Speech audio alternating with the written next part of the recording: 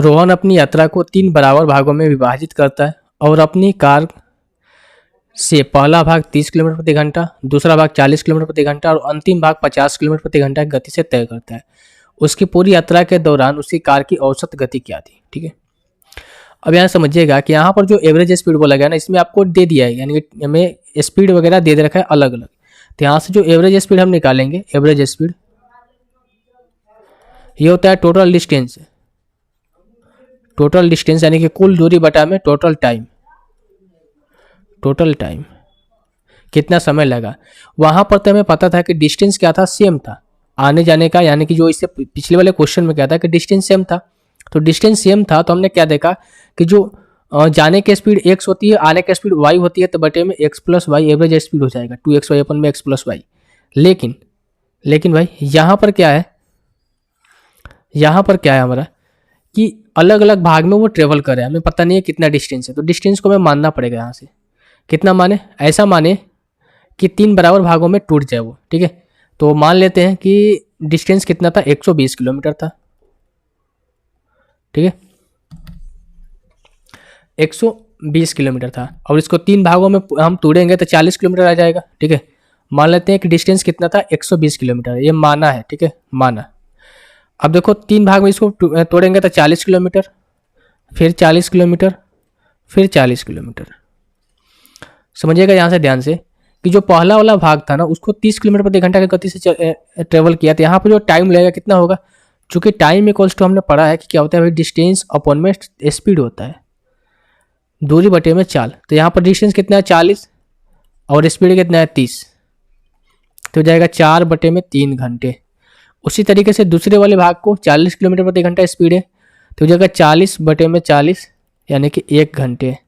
इसी तरीके से तीसरे में क्या हो जाएगा आपका 40 बटे में 50 यानी कि 4 बटे 5 घंटे।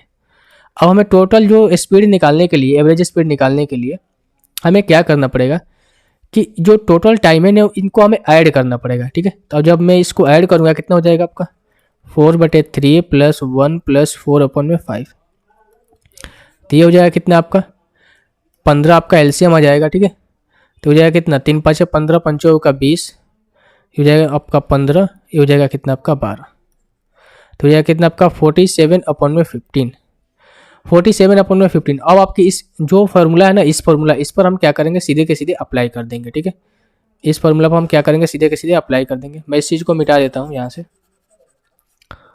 सारी चीज़ें मैं लिख रहा हूँ ताकि आपको कोई दिक्कत ना हो। ठीक है भाई, अदरवाइज मैं इतना लिखता नहीं हूँ।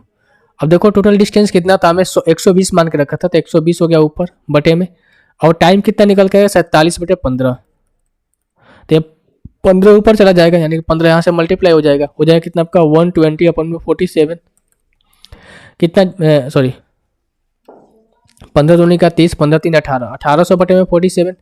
अब ये कितने बार में जाएगा, 8 1 9 7 4 11, 1 1 2, तो ऊपर 9 है नीचे 2 है, यानी कि हमें मल्टीप्लाई करना पड़ेगा 5 से, 9 5 6 45, 5 4 9, यानी कि 9 आना चाहिए। ठीक है, जो अगर मैं डिजिट एंड सम से की कंसेप्ट से बात करूँ तो 9 आना चाहिए। पहला ऑप्शन देखते हैं, अगर मैं पहला ऑप्शन में देखूं तो ये क्या है आपका मल्टीप्लाई है 48 × 47 + या फिर आप ऐसे कर लो ना, क्या इतना ताम झाम करना है, सिंपल आपको डिवाइड कर दो। ठीक है, 47 × 180 से आप डिवाइड कर दो।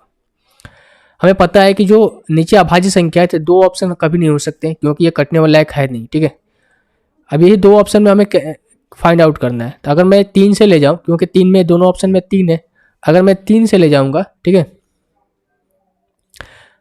या फिर यहाँ से 7 5 35, 35 और 4 9 होता है, या फिर यहाँ से यूनिट डिजिट भी चेक कर सकते हो, ऐसे भी कर सकते हो कि 2 ऑप्शन है ना। देखो हमें क्या लाना है कि 1800 लाना है। ठीक है, यानी मल्टीप्लाई करने के बाद 1800 आएगा, यानी कि 0 आना चाहिए।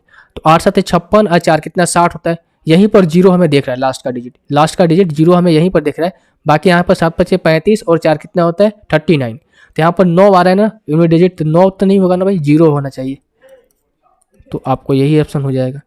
तो थोड़ा सा आपको क्या करना है कि स्मार्ट वे में खेलना है आपको। ठीक है, ये इस क्वेश्चन का आपका आंसर हो जाएगा।